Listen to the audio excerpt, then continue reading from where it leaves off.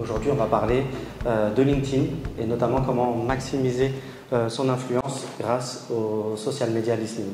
Donc pour me présenter, moi je suis Julian Perez, je suis en charge du développement commercial chez VisiBrain et je suis accompagné aujourd'hui de Jean-Christophe Gatouin qui est cofondateur de l'outil VisiBrain. Bonjour à tous et ravi d'être ici. Du coup, on va passer une petite vingtaine de minutes ensemble. On va commencer par rappeler les tenants et les aboutissants de l'influence sur LinkedIn. Ensuite, on va présenter notre métier, le social listening, la veille des réseaux sociaux et en particulier sur LinkedIn. Et puis, on va voir 3 cas pratiques. Et si on a le temps, on pourra répondre aussi à quelques questions à la fin. Avec plaisir. Alors déjà, on va faire un petit focus sur LinkedIn pour avoir quelques données chiffrées sur ce réseau social aujourd'hui qui est vraiment devenu primordial. Avant, j'aimerais juste poser une petite question. Juste lever la main, ceux qui ont déjà un compte sur LinkedIn. Ok, je crois que c'est 100%. Et ceux qui ont, par exemple, alors comme on sait qu'on est aujourd'hui très orienté sur l'influence, est-ce qu'il y en a déjà parmi vous qui ont fait des campagnes d'influence sur LinkedIn en levant le bras? Beaucoup moins. Bon, c'est parfait. Du coup, ça va vous éclairer un peu et peut-être vous donner quelques clés pour commencer dessus. Du coup, pour un rapide tour d'horizon de la plateforme, aujourd'hui, LinkedIn, sur 2024, c'est 950 millions d'utilisateurs dans le monde. Donc, c'est considérable. C'est une progression à peu près de 15 millions d'utilisateurs tous les ans en plus, ce qui est pas mal. Ça a bien sûr ralenti, mais quand même, on est sur une belle progression. Avec notamment des grands pays qui sont les premiers, les États-Unis, l'Inde, la Chine qui a son propre LinkedIn, qui est LinkedIn China. On va avoir aussi le Brésil qui est le premier pays de LATAM qui est présent sur LinkedIn, suivi par le UK, le Canada. Et puis en 7e, 8e position, on a toujours la France et l'Allemagne qui se chevauchent, mais en tout cas, on est quand même super bien placé. Et pour info, c'est quand même 23 millions de membres en France qui sont présents sur LinkedIn. Autrement dit, c'est 75% de la population active, ce qui est considérable. Donc c'est vrai qu'on parle souvent de LinkedIn comme un réseau social B2B, mais 75% de la population active, ça laisse aussi pas mal d'opportunités pour aborder du B2C en soi. Et puis également, ce qui est important de retenir, c'est qu'on a 3 millions d'entreprises qui sont présentes, qui ont une page sur LinkedIn en France. Donc que ce soit des institutions publiques, que ce soit des grands groupes, des PME, des TPE ou même des agences, des startups, c'est énormément de pages et de visibilité qui est prise aujourd'hui sur LinkedIn par les entreprises françaises. Et puis aujourd'hui plus que jamais, quand je dis aujourd'hui, c'est on voit ces derniers jours, il y a une campagne un peu exit de X qui est opérée. Et en fait, nous, cette année, on a pu identifier quand même une passation d'une audience qui était historiquement sur Twitter avec le rachat d'Elon Musk, avec les prises de position de X. Il y a eu cette passation sur LinkedIn et en fait on se rend compte au fur et à mesure du temps que la frontière entre le pro et le perso elle commence à vraiment s'estomper et donc du coup c'est aussi quelque chose qu'il va falloir surveiller et qui peut être aussi intéressant pour détecter des opportunités. Alors en termes d'opportunités, historiquement, LinkedIn, c'est vrai que ça a été toujours autour du recrutement, autour de la marque employeur, comment on fait rayonner notre entreprise sur LinkedIn en parlant notamment la qualité de vie au travail, toutes les valeurs ajoutées qui peuvent être présentées sur ce réseau. Mais c'est aussi maintenant de plus en plus une exposition pour les marques, où on va pouvoir retrouver les différentes campagnes de communication qui sont lancées, où tout le monde va se congratuler des lancements de produits. Donc c'est vraiment aussi intéressant de pouvoir travailler l'aspect marque sur ce réseau social. Et puis, comme je l'ai dit tout à l'heure, c'est 3 millions d'entreprises françaises qui sont présentes sur LinkedIn. Et donc du coup, il faut de la crédibilité pour sortir du lot. Ça demande du travail, ça demande de la communication, ça demande de comprendre aussi qui parle de quoi, comment, et donc tout l'intérêt du social listening. Et puis également, ce qui va être intéressant sur LinkedIn, c'est qu'on n'est pas juste sur du rayonnement, on est aussi sur des vraies opportunités de business avec le réseau le plus incitatif à l'achat. De mémoire, on est autour de 40% des gens qui ont vu des campagnes sur LinkedIn qui sont passés sur l'acte d'achat, sur des achats B2B. On est sur 85% des décideurs qui utilisent la plateforme pour s'informer. Donc c'est quand même assez primordial et en termes d'influence, c'est là où vraiment ça va prendre tout son sens. Et puis aussi, comme je le disais tout à l'heure, 75% de la population active, ça a un bassin d'audience qui est phénoménal. Et donc, du coup, aussi, il y a des opportunités B2C à saisir. Et c'est intéressant aussi de pouvoir s'y pencher. Et en effet, ce qu'il faut bien comprendre, c'est qu'aujourd'hui, LinkedIn a changé. LinkedIn, c'est pas que le B2B, LinkedIn, c'est pas que la marque employeur. LinkedIn, c'est plus un réseau social professionnel. LinkedIn, c'est un réseau social tout court. C'est vraiment une plateforme globale où tous les usages vont se mélanger. Et du coup, c'est un véritable enjeu pour les marques B2C, les marques B2B, les marques de toute taille, de penser une stratégie de marketing d'influence sur LinkedIn, comme elles ont pu le faire auparavant sur Instagram ou sur TikTok. Il y a un signe qui ne trompe pas. Nous, on travaille depuis de longues années avec Bouygues Télécom. Et la personne qui est en charge de LinkedIn, chez eux, elle est passée l'année dernière, elle était avant à la marque employeur, donc côté RH. Et là, cette année, elle est passée dans le social media, dans le pôle social media, donc sur la com externe. Et LinkedIn a cette spécificité finalement, c'est que vous allez avoir énormément de ressources internes qui sont déjà présentes dans la plateforme. Hein. Donc on a fait ce petit schéma pour comprendre un peu comment ça se passe l'écosystème d'influence sur LinkedIn. Sur l'interne, vous allez avoir évidemment tous vos dirigeants qui soit ils sont déjà, soit vont pouvoir se mettre à communiquer. On parle de leaders advocacy. On va avoir vos employés qui, selon la taille de votre boîte, sont encore une fois une ressource précieuse, des employés ambassadeurs. On parle d'employés advocacy.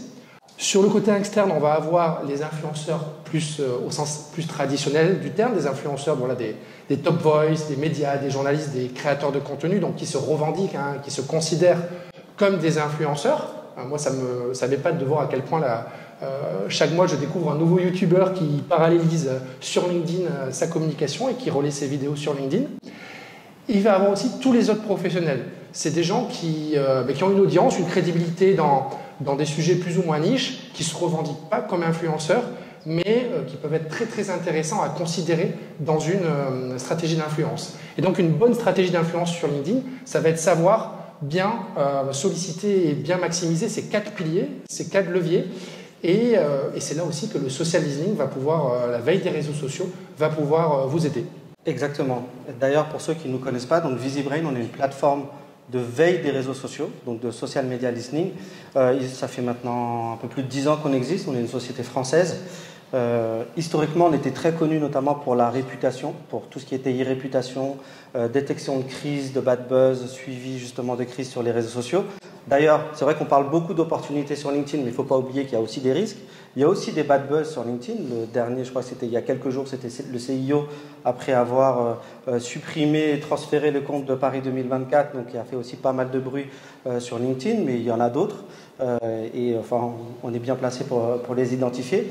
Et puis également, donc, on va pouvoir gérer toute l'écoute et l'intérêt, c'est vraiment de pouvoir s'appuyer sur la social data pour prendre les bonnes décisions sur les réseaux sociaux et sur ces campagnes de communication. Ce qui va faire la force de VisiBrain, c'est sa couverture. Aujourd'hui, on a la meilleure couverture du marché sur les plateformes principales et qui comptent vraiment. Aujourd'hui, sur l'influence, on est sur Instagram, sur TikTok, sur YouTube. On a ouvert également Thread et Telegram, qui sont également des réseaux qui comptent de plus en plus aujourd'hui sur l'écosystème. Et puis bien évidemment, LinkedIn. Il faut savoir qu'en 2023, on avait fait un petit sondage auprès de nos nombreux clients et 90% avaient plébiscité justement le fait d'avoir LinkedIn sur la plateforme. Donc après une année de challenge technologique, on a réussi à sortir justement cette fonctionnalité. Et ce qui va être intéressant sur VisiBrain, c'est qu'on va pouvoir capter tous les postes publics qui sont disponibles, à la fois des entreprises, mais également des professionnels qui prennent la parole dessus. Et l'idée, tout simplement, c'est de mettre en place une veille par mot-clé. Donc on va rentrer le mot-clé qui nous intéresse le plus, soit de notre marché, soit de notre marque, soit des marques concurrents. Et du coup, on va pouvoir comprendre tout ce qui se dit dessus, ou alors tout simplement d'avoir une approche par panel, et donc du coup d'identifier, des dirigeants ou nos concurrents qui sont présents également sur la plateforme. Donc effectivement, un vrai point fort, notre couverture sur les différents réseaux sociaux et en particulier LinkedIn. Et puis on met en avant aussi notre technologie. Avec VisiBrain, c'est la garantie d'avoir vraiment la meilleure technologie de social listening, le tout dans une interface intuitive, avec plein de fonctionnalités qui sont primordiales, et on va les voir un tout petit peu après, mais que ce soit notre système d'alerte, notre système de filtrage avancé, ou la possibilité même de faire des cartographies en combinaison avec la solution Gephi, ça vous permet vraiment d'avoir tout ce qu'il faut pour disséquer, entre guillemets, les datas des social media et les datas LinkedIn en particulier. Et évidemment, il y a de l'IA dans VisiBrain, mais on croit aussi beaucoup à l'intelligence humaine. avec VisiBrain, quand on travaille avec un client, on va attribuer un ou une chargée de compte qui va vraiment comprendre le besoin du client. Là, ça nous arrive maintenant tous les jours que des clients qui ne faisaient pas de la veille sur LinkedIn nous disent mais on a envie de se mettre à la veille LinkedIn, comment faire, c'est quoi, quelle est la bonne approche, et on va pouvoir déjà comprendre ses besoins, leur aider à mettre en place les premiers paramétrages, former les différentes équipes, et puis avoir comme ça un suivi long terme qui fait une vraie différence sur le marché par rapport à notre solution. Exactement. Donc là, on va rentrer un peu plus précisément sur les cas d'usage justement qu'on vous proposait. On va commencer notamment sur la détection d'influenceurs. Donc on va dire le tout début, ce qui peut être un peu justement clé dans votre stratégie. L'idée aujourd'hui, on s'est appuyé sur un exemple qu'on avait, un sujet qui tourne autour de la RSE. Il faut comprendre que, comme je vous le disais tout à l'heure, c'est une veille par mots-clés. Donc, le point d'entrée, ça peut être RSE, toutes les déclinaisons, mais ça peut être du luxe, ça peut être la beauté, ça peut être le sport, ça peut être vraiment tous les sujets qui vous intéressent, même des sujets de niche. À partir du moment où vous allez rentrer ce mot-clé, on va pouvoir capter, comme je le disais tout à l'heure, l'intégralité des publications qui sont liées à votre sujet ou à votre marque ou à votre centre d'intérêt. Ici, ce qui va être intéressant pour identifier justement donc, les influenceurs, c'est qu'on va se reposer sur les KPI qui comptent. Et donc du coup, notamment, il y en a 3 principales. Ça va être le bassin d'audience, donc le nombre de followers qu'ont à disposition les influenceurs. Donc ici, vous avez vu, on va pouvoir identifier tous ceux qui ont pris la parole sur la période donnée autour du sujet RSE. Donc là, on les a classés en fonction du nombre de réactions. Donc c'est aussi une des KPI. Donc je le disais, c'est l'audience, le nombre de followers. Ça peut être l'engagement généré, donc les réactions que les personnes ont suscitées lorsqu'ils ont fait des publications sur la RSE sur LinkedIn. Ou alors tout simplement l'activité, le nombre de fois où elles ont publié quelque chose sur la RSE sur LinkedIn. Donc quand on recoupe ces 3 informations en fonction des KPI qui peuvent être importants pour vous, c'est là où on va pouvoir déjà sélectionner des influenceurs qui peuvent compter pour nous. Et puis, ce qui va être intéressant, c'est qu'on va pouvoir aussi avoir des focus en fonction des communautés. Donc là, c'est assez vaste, mais on peut faire un filtre uniquement sur les dirigeants, sur les directeurs marketing, sur les directeurs de la communication, sur les journalistes, sur les politiques. On peut comme ça aussi avoir des sous-communautés dans l'identification des influenceurs qu'on aurait besoin d'activer ou qu'on a besoin d'écouter justement. Également, ce qu'on peut faire, c'est aussi de voir est-ce qu'en interne, on a des ambassadeurs qui sont déjà emparés des sujets qu'on a envie de mettre en avant. Et donc là, avec juste un exemple, on a identifié tous ceux chez Carrefour qui parlent déjà de RSE. Et donc du coup, dans la construction de ma stratégie d'employé advocacy, je vais déjà pouvoir identifier tous ceux qui nativement prennent la parole facilement sur LinkedIn et parlent déjà de ces sujets. Donc déjà, c'est une grande aide quand on a besoin justement de construire toutes ces stratégies ou si on a besoin de les onboarder dans ce pool d'employés advocacy. Et puis également, ce qui va être clé et ce qu'il faut bien comprendre, c'est justement tous ces liens et les dynamiques qu'on peut retrouver dans l'influence. Donc tout à l'heure, on avait ce fameux listing qu'on pouvait modifier en fonction des followers, de l'activité ou de l'engagement. Maintenant ici, c'est une autre approche. C'est plus pour comprendre quelles sont les relations entre les différentes communautés. Est-ce qu'elles sont proches? Est-ce qu'elles sont éloignées? Est-ce qu'elles se parlent les unes entre elles? Et ce qui va être très intéressant, si on a envie d'avoir un maillage le plus complet possible et d'avoir la meilleure couverture possible, ça serait tout simplement d'aller prendre le principal nœud ou le compte dans chacune des communautés, ou autrement dit les différentes couleurs. Donc si vous arrivez à activer une personne dans ces différentes couleurs, vous vous assurez d'avoir la meilleure couverture possible et d'avoir le meilleur maillage possible pour parler de vos sujets et pour avoir justement tout simplement la meilleure vie possible sur vos sujets d'influence. Et donc avec VisiBrain, vous allez pouvoir vraiment identifier, aller très très loin dans la détection et l'identification d'influenceurs, identifier ceux qui sont connus, identifier des influenceurs beaucoup plus niches et des influenceurs qui sont déjà des ressources internes. Et ce qui va être intéressant aussi avec le social listening, ça va être justement de comprendre ça, parce que là on a identifié un pool d'influenceurs potentiels et on va se poser la question de est-ce qu'ils correspondent bien à ce que je veux, et c'est là que va intervenir la fonctionnalité panel, c'est-à-dire qu'avec VisiBrain on peut veiller des mots-clés comme on l'a vu avant, mais vous pouvez aussi oublier cette approche par mots-clés et lister tout simplement des personnes dont on veut capter toute l'activité publique. Donc, typiquement, une liste de 10, 100, 1000, il n'y a pas de limite, influenceurs avec qui on souhaiterait travailler. Ça, on peut le faire du coup avec des influenceurs avec qui on souhaiterait travailler, mais on peut le faire aussi avec des influenceurs avec qui on travaille déjà. On peut le faire avec le pool d'employés ambassadeurs, ou on peut même le faire avec des panels d'homologues. Je cherche à maximiser ma stratégie de leader advocacy en tant que DRH. Je m'en écoute un panel de DRH.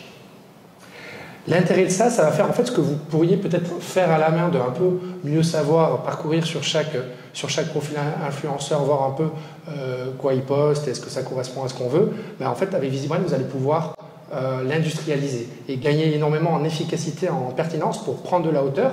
Vous allez avoir tout un ensemble de statistiques, que ce soit sur la globalité du panel ou influenceur par influenceur, voir un peu concrètement quelles sont leurs performances en ce moment, quelle est la part du sujet RSE dans leur activité globale, et des choses un peu plus qualitatives pour voir effectivement si ce qu'ils postent au quotidien, si ça correspond bien à l'image de marque que je veux renvoyer, s'il n'y a pas de risque par rapport à ça, est-ce qu'ils parlent souvent d'autres sujets qui peuvent être intéressants aussi à avoir en tête pour justement les approcher.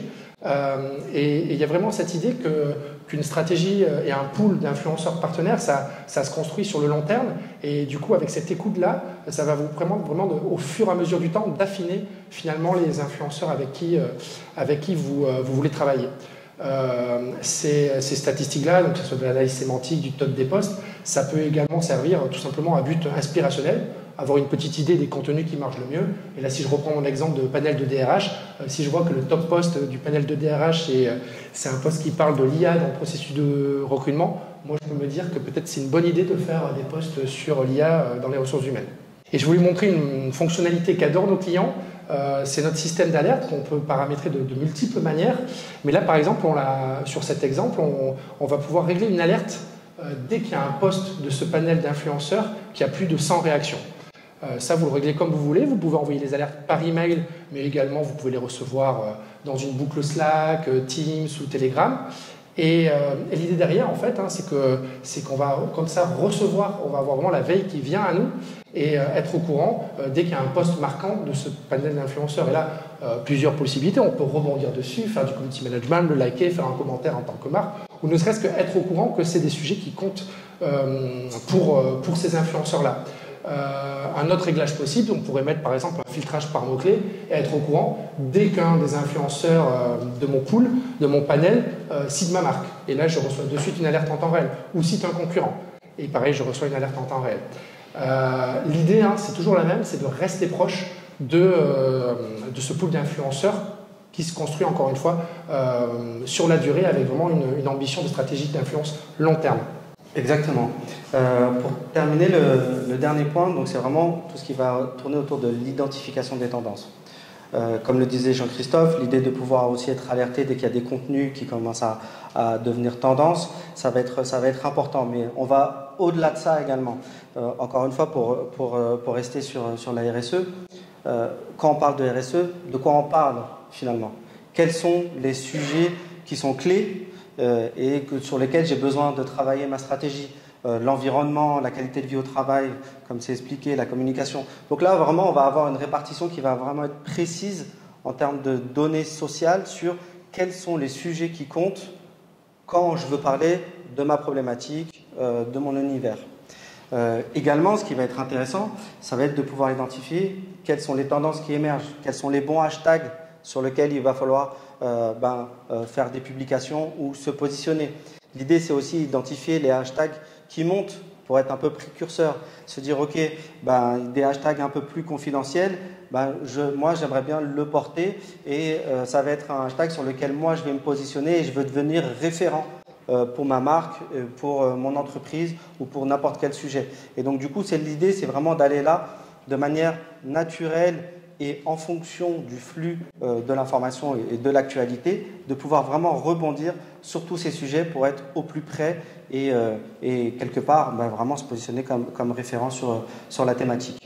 Et puis également, ce qui va être important et ce qui va être intéressant, c'est d'alimenter les différentes parties prenantes avec qui vous travaillez, que ce soit votre panel d'influence ou même en interne. L'idée, c'est de mettre en place des rapports où vous allez pouvoir alimenter en disant voilà, mon rapport hebdo cette semaine, voilà les sujets qui comptent, voilà les top posts qui ont fait l'actualité, voilà les articles qui ont été les plus partagés cette semaine sur ce sujet. Ça permet aussi de pouvoir susciter peut-être une étincelle ou une réaction de la part des influenceurs qui disent bah, moi ce sujet concrètement je l'adore, et bah, je veux parler de ça, je veux rebondir dessus, il fait l'actualité. Donc voilà, vous alimentez aussi en contenu tout ce qui se passe et en restant vraiment proche sur la semaine, la journée, l'heure, et c'est vraiment ce que va permettre cette plateforme aujourd'hui. Donc en conclusion, en résumé, ce qu'il faut retenir, c'est qu'aujourd'hui, LinkedIn a changé, c'est d'énormes opportunités en com d'influence. On est sur une plateforme qui est un géant du social media, où ce n'est pas que les sujets pro, mais au contraire, il y a tout qui se mélange, la frontière pro-perso s'estompe. Et il y a cette spécificité où finalement, LinkedIn, c'est probablement la plateforme où vous avez déjà le plus d'influenceurs ou d'ambassadeurs déjà acquis à votre cause, avec tout ce qui est leader advocacy et employé advocacy. Et le fait de mettre en place une stratégie de veille sur LinkedIn, de social listening, ça va vous aider à maximiser votre stratégie d'influence en détectant vraiment de manière sur mesure des influenceurs qui vont vraiment correspondre à vos problématiques, potentiellement niche ou moins. Et vous allez pouvoir vraiment bien comprendre ces différents écosystèmes et toujours avoir un coup d'avance sur les tendances. Et VisiBrain, c'est le bon outil pour ça parce que vous allez avoir la meilleure couverture du marché pour veiller LinkedIn avec une veille par mots-clés ou par panel. Vous allez avoir plus de 250 indicateurs et filtres pour affiner vos analyses et vous allez pouvoir alimenter tout le monde avec les alertes et les rapports par email, Slack, Teams ou SMS ou Telegram. Exactement, pour les crises notamment qui sont très appréciées chez nous. Merci beaucoup à tous pour votre attention. On reste à votre disposition.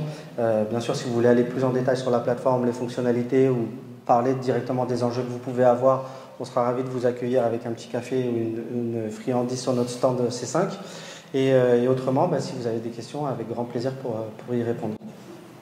Je sais que la première, c'est toujours la plus difficile. Jérémy. J'ai une question concernant la veille collaborative.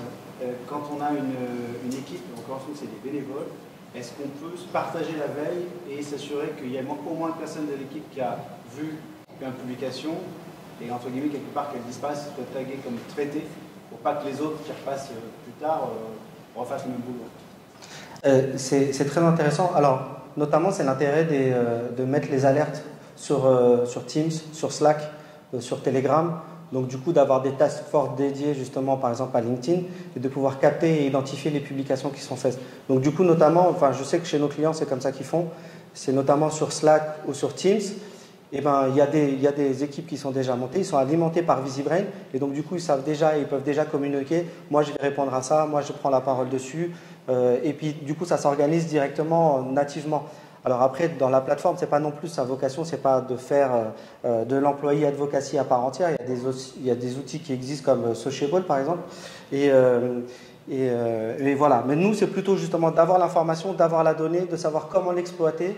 Et puis après, derrière, les fonctionnalités font qu'on va pouvoir aider justement pour alimenter les bonnes personnes au bon moment. Je dis que ça s'intègre dans un workflow existant en fait, que la veille elle arrive déjà. Il y a les équipes qui ont leur habitude sur Teams par exemple, et du coup, ou par email, on va s'intégrer là-dessus. Et c'était pas directement la question, mais on a aussi une fonctionnalité de partage de smartboard et c'est très utilisé pour ce genre de problématique de partager, parce que vous pouvez partager un smartboard sans que les personnes aient un login VisiBrain. Et du coup, vous avez un lien comme ça, un lien sécurisé que vous pouvez envoyer typiquement à tous vos employés qui postent sur LinkedIn et comme ça, en un clic, ils ont la vision en temps réel de toutes les stats. Une autre question? Oui, madame. Je voulais savoir si c'était possible de faire une analyse d'audience sur LinkedIn, peut-être via un score externe, et qui vienne sur une analyse des réactions sur vos posts. Une analyse d'audience ou une analyse des réactions directement et avec un export en CSV par exemple. Donc oui, c'est totalement possible et on peut aller même une analyse par réaction. Donc en fonction du type de réaction que vous avez qu'ont généré les publications, donc que ce soit des likes qui vont être la grande majorité, mais ça peut être aussi en fonction du cœur, du soutien, du drôle. Donc on va pouvoir classer les publications comme ça aussi en fonction des typologies de réactions qu'elles ont générées. Et puis également, encore une fois, on va pouvoir mesurer les performances de chacune grâce à l'outil et pouvoir les structurer encore une fois. Donc c'est totalement faisable en effet. Oui, Johan. Est-ce que vous avez un outil qui permet de comprendre l'impact invisible? Parce que ça, c'est l'une des quand on poste, la portée est augmentée par notamment les partages en DM, sur les messageries privées, ou les liens qui sont générés par les 3 petits points, copier le lien et ensuite envoyer à des personnes. Ça augmente la portée, c'est pris en compte dans l'algorithme LinkedIn, mais est-ce que vous avez un impact là-dessus, vu que c'est ce qu'on appelle un peu la portée invisible? En fait, on adorerait le faire, mais malheureusement, tout ça, c'est du domaine privé. De savoir à qui tu l'envoies, comment tu l'envoies, ça reste du domaine privé et ça, on n'y a pas accès. Et je pense que c'est normal qu'on n'y ait pas accès aussi. Sinon, voilà, c'est bien d'avoir de la donnée exploitable, fiable, sur les réactions, sur l'engagement, sur l'activité. Après, sur les activités qui sont faites en off, qui sont propres à chacun, ça, c'est des choses sur lesquelles on ne va pas rentrer, pour lesquelles, de toute façon, on n'a pas forcément le souhait d'y aller. On tient à rester RGPD compliant sur tout ce qu'on fait aujourd'hui avec l'outil. Et justement, cette frontière un peu grise, on l'évite. Merci en tout cas pour vos questions. S'il y en a d'autres, n'hésitez pas. Oui. Vous avez présenté tout à l'heure la plateforme de recherche par mots-clés. Sur LinkedIn, il y a les recherches booléennes. Vous pouvez être assez précis également. En quoi ça va différencier ou compléter ce poste de recherche sur la plateforme directement? Tu veux répondre? Oui, déjà vous allez avoir plus de capacité de filtrage, c'est-à-dire qu'on va évidemment avoir tous les opérateurs booléens et puis toute une série de fils si on veut faire une recherche plus précise. Et après, sur la recherche LinkedIn, en fait, vous allez avoir une recherche entre guillemets à plat, pas hiérarchisée, ou hiérarchisée par l'algorithme LinkedIn. Là, c'est vraiment, ça va être un outil d'analytique, vous allez pouvoir trier les posts comme vous voulez, c'est ce qu'on voyait, savoir exactement, ok, sur le dernier mois, c'était quoi le top post, celui qui avait généré le plus de réactions et ce genre de choses. Donc, si vous faites déjà de la veille comme ça, en général, ça se complète bien en fait. Ça permet d'avoir cette hauteur de vue tout simplement. Créer des filtres en fait complémentaires. Exactement, il y a plein de filtres et plein d'options de tri et c'est comme ça qu'on peut avoir cette vue agrégée en fait.